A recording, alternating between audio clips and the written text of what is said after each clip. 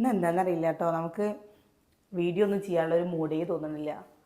ഓരോരോന്ന് T V കൂടെയൊക്കെ ഓരോ news കാണുമ്പോഴേ ഭയങ്കര ഒരു വിഷമട്ടാ. നമ്മൾ ഇന്നലെ ലൈവ് വന്ന സമയത്തില്ലേ, അപ്പം നമ്മൾ ന്യൂസ് കണ്ടിരുന്നില്ല കേട്ടോ. ന്യൂസ് കാണൽ വളരെ കുറവല്ലേ. ന്യൂസ് കണ്ടിരുന്നില്ല. പിന്നെയാണ് ലൈവ് വന്നപ്പോഴാണ് അയ്യോ ഇങ്ങനെ യുദ്ധത്തിൻ്റെ കാര്യമൊക്കെ പറഞ്ഞപ്പോൾ നമുക്ക് അയ്യോ നമ്മളത് ചെയ്തത് അബദ്ധമായില്ലേ, അങ്ങനെ എല്ലാവരും സങ്കടപ്പെട്ടിരിക്കുന്ന സമയത്ത് നമ്മൾ ലൈവ് വന്നത് ഒരു മോശമായി എന്നുള്ളത് നമുക്ക് തോന്നിയത് കേട്ടോ. നമുക്കറിയില്ലല്ലോ, നമ്മൾ അറിയാത്തോണ്ടൊന്നല്ല. വരും അല്ലെങ്കിൽ വരുമോ? എന്തായാലും അവർക്ക് വേണ്ടി പ്രാർത്ഥിക്കുക, ഒന്നും സംഭവിക്കാതിരിക്കട്ടെ അല്ലേ, ആർക്കും ഒന്നും സംഭവിക്കാതിരിക്കട്ടെ. അതല്ലേ നമുക്ക് പറയാൻ പറ്റുള്ളൂ. എന്തിനു വേണ്ടിയിട്ടാണ് എങ്ങനെയാണ് എന്നുള്ളതൊന്നും നമുക്കറിയില്ല. അറിയില്ല. അപ്പോൾ അതന്നെ ഏതാണ് കാരണം ഓരോ വ്യക്തികൾ പറഞ്ഞാൽ ഒരു വീട്ടിലൊരംഗം ആ വീടിൻ്റെ ഭരണം ഏറ്റെടുത്ത് എങ്ങനെ പറയുക, കുടുംബത്തിനെ മൊത്തം നോക്കാൻ വേണ്ടിയിട്ടല്ലേ പ്രവാസ ലോകത്തേക്ക് പോവുക. അവരുടെ സുഖങ്ങളും സന്തോഷങ്ങളും എല്ലാം അവരുടെ ജീവിതം തന്നെ അവിടെ ഇങ്ങനെ ആയി പോകും. പിന്നെ അവർക്ക് നാട്ടിലൊന്നും സെറ്റ് ആവാൻ പറ്റില്ല. അവർ ആ ജീവിതമായിട്ട് സെറ്റായി പോവുള്ളൂ. ആകെ ശരിക്കും പറഞ്ഞു കഴിഞ്ഞാൽ ഓരോ വരുമ്പോഴും അടുത്ത പ്രാവശ്യം വരുമ്പോൾ നാട്ടിൽ നിൽക്കണം എന്ന് ആഗ്രഹിച്ചിട്ടാണ് ഓരോരുത്തർ പോവുക. ഇവർ ചെയ്യുന്നത് ആ പ്രാരാബ്ദം തീരുവോളം പിന്നെ അവരവിടെ ആയി പോകും. അവരുടെ ജീവിതം അങ്ങനെ പോകും. ശരിയാ.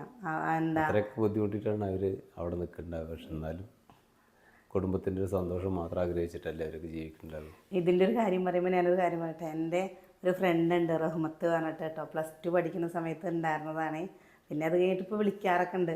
അവളുടെ വാപ്പയൊക്കെ വരുന്ന സമയത്ത് ഓരോ മുട്ടായിയൊക്കെ കൊണ്ടുവരുമ്പോഴേ നമുക്ക് എന്താ വെച്ചാൽ ഈ ദേശത്തുനിന്ന് വരികയാണ്, ഗൾഫിൽ നിന്നാണ് വരുന്നതെന്നൊക്കെ പറയുമ്പോൾ ഭയങ്കര സന്തോഷമല്ലേ.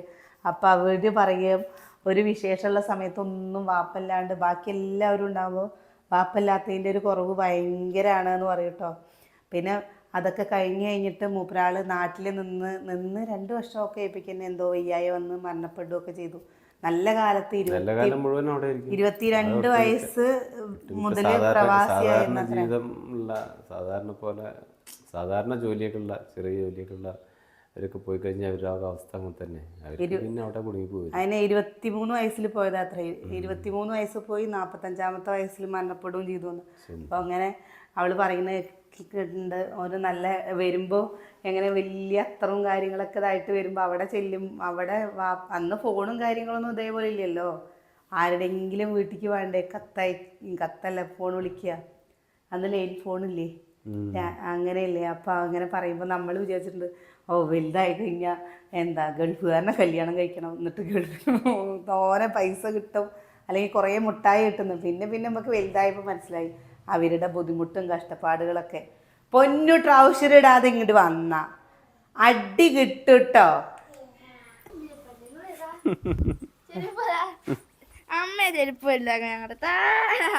ഞാൻ തരില്ല. എന്താ അച്ചുവിൻ്റെ നമ്മുടെ മുരിങ്ങക്കൊമ്പ് അവിടെ വെച്ചപ്പോൾ മുതൽ തുടങ്ങിയ മഴയാണ് കേട്ടോ. വെള്ളം നനച്ച് കൊടുക്കേണ്ട ആവശ്യമേ വന്നിട്ടില്ല. പിന്നെ നമുക്ക് കുറച്ച് ഇഞ്ചി വിത്ത് തന്നിട്ടുണ്ടേ. അപ്പോൾ ഈ ഇഞ്ചി വിത്ത് എന്താണെന്നറിയാം, പൊന്നു ട്രൗസർ ഇടാതെ എന്തെങ്കിലും ഓടുന്നുണ്ട് കേട്ടോ. അവനെന്താണെന്നറിയില്ല, ട്രൗസർ ഇടുക എന്ന് പറയുമ്പോൾ കുറച്ചൊരു മടിയുള്ള കാര്യമാണ്.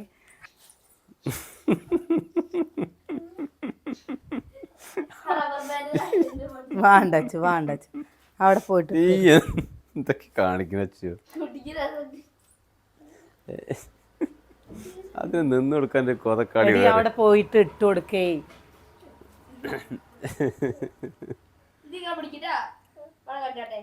വേണ്ടച്ചു വേഷം കെട്ടി കൊടുക്കണ്ട അച്ചു കുട്ടിക്ക്.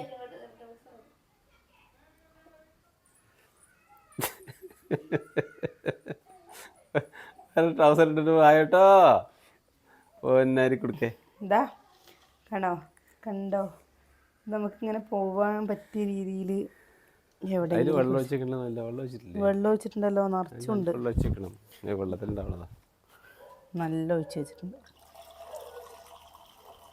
ഇന്ന് നമുക്ക് ബിരിയാണി ചലഞ്ചിൻ്റെ ബിരിയാണി കിട്ടിയിട്ടുണ്ട് കേട്ടോ. ഇപ്പോഴാണ് കിട്ടിയത്, നോമ്പ് സമയമല്ലേ. അപ്പോൾ എല്ലാ കൂട്ടുകാർക്കും കഴിക്കണമെങ്കിൽ നോമ്പ് തുറക്കുന്ന സമയത്തേക്കല്ലേ വേണ്ടുള്ളൂ. അപ്പോൾ ഞാനും പറയാണ് ഇപ്പം കഴിക്കണ്ട, ഇനി വൈകുന്നേരം ആകുമ്പോൾ കഴിച്ചാൽ മതി പറയണേ. എന്നാൽ പിന്നെ കുട്ടികൾക്ക് ആ സമയത്ത് ഇതാവുമല്ലോ. ഇപ്പോൾ ഒരു 4-4:30 കേട്ടോ. നമ്മൾ ചായ വെച്ചിട്ടില്ല. എനിക്ക് പാൽപ്പൊടിയും കൊണ്ട് ചായ വയ്ക്കുമ്പോൾ അത്ര ഒരു ഏട്ടനൊക്കെ പറയും നല്ല ടേസ്റ്റാണെന്ന്. എനിക്ക് എന്താണെന്ന് അറിയില്ല, നമ്മുടെ ഈ പാൽ ഒഴിച്ചിട്ടുള്ള ചായ തന്നെയാണ് ഇഷ്ടം കേട്ടോ. പാൽപ്പൊടിയും കൊണ്ടുള്ള ചായ അത്ര വലിയ ഇത് പറ്റില്ല, ഗ്യാസ് നിറയുന്ന പോലെ. നിങ്ങൾക്ക് ആരെങ്കിലും അങ്ങനെയുള്ള പ്രശ്നമുണ്ടോ? ഇതാണ്ടോ ഈ ചെടിയുടെ എന്താ പറ്റിച്ചു തോന്നണു, ഈ ചെടിയുടെ ഈ ഇലയുടെ ഈ കളറുകളൊക്കെ കണ്ടോ, ഇവിടെ ഉള്ളത് പോയി കഴിഞ്ഞ് ബാക്കി വരുന്നത് ഫുള്ളും പച്ച കളറാണേ, കണ്ടില്ലേ? എന്താ ചെയ്യുക ആർക്കറിയാം. ഇതിലും കൂടി വരില്ല കണ്ടോ. അത് ചിലപ്പോൾ വെയിലത്തുനിന്ന് മാറ്റി വയ്ക്കാൻ അല്ലെങ്കിൽ ഉള്ളിൽ കയറ്റി വയ്ക്കാൻ അങ്ങനെ എന്തെങ്കിലും ഒരു പരിപാടി ഉണ്ടാവില്ല. ഇത് എന്താ അതാണ് അത് വെക്കാത്തതുകൊണ്ട് അതിൻ്റെ ചെടിയുടെ സ്വഭാവം മാറി മാറി വരുന്നത്. കൂട്ടുകാർക്ക് ആർക്കെങ്കിലും ഇത് ചെടിയുടെ സ്വഭാവം അറിയാച്ച ഒന്ന് പറഞ്ഞു തരുന്നേ. സ്വഭാവം വന്നതാണ് ഇതിൻ്റെ കളർ. ഇതിൻ്റെ കാണുന്ന ഭാഗത്തേക്ക് ഭംഗിക്ക് വേണ്ടിയിട്ട് ആ ഇല ഉണ്ടാവും. ആ ഇലയൊക്കെ പോയിട്ട് ഇപ്പോൾ മൊത്തം പച്ച കളറായി. പിന്നെ എന്താ കൂട്ടുകാർ പറഞ്ഞിരുന്നു, നമ്മൾ ഈ ഗ്യാരണ്ടിയുടെ ഇത് ഇപ്പോൾ ഗ്യാരണ്ടിയുടെ കാണിച്ചു തന്നല്ലോ, അതിൻ്റെ റേറ്റ് എത്രയെന്നുള്ളത് പറഞ്ഞിരുന്നു. അത് നമ്മൾ വീഡിയോയിൽ കാണിക്കട്ടെ. നമ്മൾ അതിൻ്റെ ഒരു ചെറിയൊരു കാർഡും കാര്യങ്ങളൊക്കെ ഉണ്ടാക്കിയിട്ടുണ്ട്. ഇനി എന്തായാലും ഇന്ന് ഈ മാസം മുതൽ നമ്മൾ സെയിൽ തുടങ്ങണം എന്ന് വിചാരിച്ചിട്ടാണ് കേട്ടോ. അപ്പോൾ കുറച്ച് പേര് സപ്പോർട്ട് ചെയ്യുന്നുണ്ട്. ഒരാൾ കാര്യം പറഞ്ഞു, കാര്യം പറയുക പറഞ്ഞു കഴിഞ്ഞാൽ ഇത് നിങ്ങളെ കൊണ്ട് നടക്കുമോ, നിങ്ങൾക്ക് ചെയ്യാൻ പറ്റുമോ എന്നുള്ളത് ചോദിച്ചിരുന്നു. അതും ഒരു പേടിയുണ്ട് ഇല്ലേട്ടാ. ശ്രമിച്ചു നോക്കല്ലേ, നമുക്ക് ചെയ്യാൻ പറ്റില്ല തോന്നിയ കാര്യങ്ങളല്ലേ നമ്മളത് ചെയ്തുകൊണ്ടിരിക്കുന്നതൊക്കെ. അപ്പം അതന്നെ നമുക്ക് പറ്റിയ നമ്മൾ പറ്റില്ല എന്ന് തോന്നിക്കഴിഞ്ഞാൽ അത് നിർത്തും. പറ്റില്ല തോന്നിക്കഴിഞ്ഞാൽ നമ്മൾ മാക്സിമം ശ്രമിച്ചു നോക്കും. എന്തും ശ്രമിച്ചു നോക്കലാണല്ലോ. ഇപ്പോൾ നമ്മൾ തുടങ്ങി നോക്കുകയാണ് കേട്ടോ. ഇന്ന് എന്താ പറയുക വെച്ചാൽ കുക്കിംഗ് ചെയ്യാനൊന്നൊരു മൂഡ് തോന്നിയില്ല. അതുകൊണ്ടാണ് നമ്മൾ കുക്കിംഗ് വീഡിയോ ഒന്നും ചെയ്യാൻ ഇന്ന് ഇപ്പോൾ കുറേ ആയിട്ട് നമ്മൾ ഓരോ തിരക്കുകൾ. പിന്നെ ഇതിൻ്റെ ഇടയിൽ പറഞ്ഞു കഴിഞ്ഞാൽ 15 നമുക്ക് മൊത്തത്തിൽ ഈ പറഞ്ഞ മരിപ്പ് ആശുപത്രി എന്നുള്ള ടെൻഷനിലിരിക്കുക. അപ്പോൾ ഇനി നമുക്ക് കേൾക്കാനുള്ളതും അറിയാനുള്ള കാര്യങ്ങളും ഒക്കെ മറ്റുള്ളവരുടെ കാര്യങ്ങളൊക്കെ സന്തോഷമുള്ള കാര്യങ്ങളല്ല. അപ്പോൾ നമുക്ക് വിശേഷങ്ങളൊക്കെ ആയിട്ട് സമാധാനമാവട്ടെ. അപ്പോൾ ഇനിയിപ്പോൾ 15-ാം തീയതിയാണ് ഏട്ടൻ്റെ സർജറി വരുന്നത്. ഏട്ടന് പിന്നെ ഈ കരൾ അന്ന് ഞാൻ പറഞ്ഞിരുന്നല്ലോ, അതിൻ്റെ ഒരു ചെറിയൊരു പ്രശ്നമുള്ളത്, കരളിനും ചെറിയൊരു പ്രശ്നമുള്ളതും കൊണ്ട് ഇപ്പോൾ സർജറി ചെയ്യുകയാണെന്ന് പറഞ്ഞാലും എന്താ വെച്ചാൽ നമുക്കൊരു പേടിയാണ് കേട്ടോ. അപ്പോൾ ഹർണിയയുടെയാണ് വലിയ അൽഷിഫയിലാണ് ചെയ്യണമെന്ന് വിചാരിച്ചിരിക്കുന്നത് കേട്ടോ.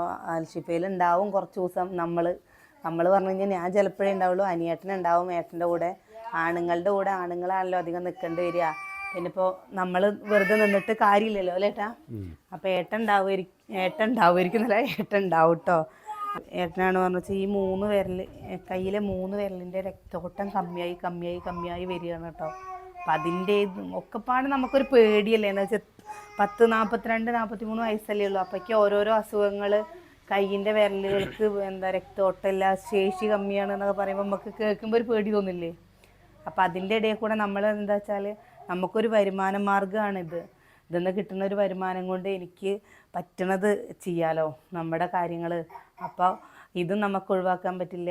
ആ ഒരു വശത്തുള്ള വിഷമങ്ങൾ അതങ്ങനെ വേറെ രീതിയിൽ പോണു. അപ്പോൾ ഇതിൻ്റെയൊക്കെ ഇടയിൽ എന്താ പറയുക വെച്ചാൽ അമ്മയ്ക്ക് എന്തെങ്കിലും വിഷമം വന്നു കഴിഞ്ഞാൽ അമ്മ നമ്മളോട് പറയും. അപ്പോൾ നമുക്കത് ഒന്ന് ടെൻഷനാവും. അയ്യോ എന്താ ചെയ്യുക. നമ്മൾ അമ്മേനെ സമാധാനിപ്പിക്കുകയാണ് പറഞ്ഞു വെച്ചാൽ നമ്മുടെ ഉള്ളിൽ ടെൻഷൻ നമ്മൾ ആരോട് പറയാൻ പറ്റും? ഏട്ടനോട് പറയും. എന്നാലും നമുക്ക് വിശ്വാസമില്ല. ഡോക്ടർമാരവിടെ പോകുമ്പോൾ ഇങ്ങനെയാണെന്ന് പറയുമ്പോൾ അപ്പം അതും പേടിയാണ് കേട്ടോ. പിന്നെ എന്തായാലും കുറേ ഏട്ടൻ വേദന സഹിക്കാൻ തുടങ്ങി അപ്പോൾ ഡോക്ടർ ഇപ്പോൾ ഏട്ടൻ മരുന്ന് കഴിച്ചും കൊണ്ടിരിക്കുകയാണ് പറഞ്ഞില്ലേ. മരുന്നിനൊക്കെ നല്ല വിലയുള്ള മരുന്നുകളാണ് കേട്ടോ. ഒരു മാസമൊന്നും നമ്മളെപ്പോലെ സാധാരണക്കാർക്കൊക്കെ താങ്ങാൻ പറ്റുമോ ഏട്ടാ?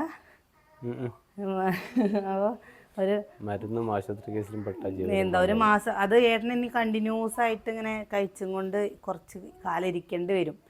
അപ്പോൾ അതിൻ്റെ മരുന്നും ഹോസ്പിറ്റൽ കേസും ഒക്കെ നമുക്ക് നമ്മുടെ തുച്ഛമായ വരുമാനത്തിൽ താങ്ങാൻ പറ്റാത്ത പൈസ ചെയ്യുമ്പോൾ നമുക്കത് പറയണ്ടല്ലോ. അപ്പോൾ ഒന്ന് ശരിയാവട്ടെ.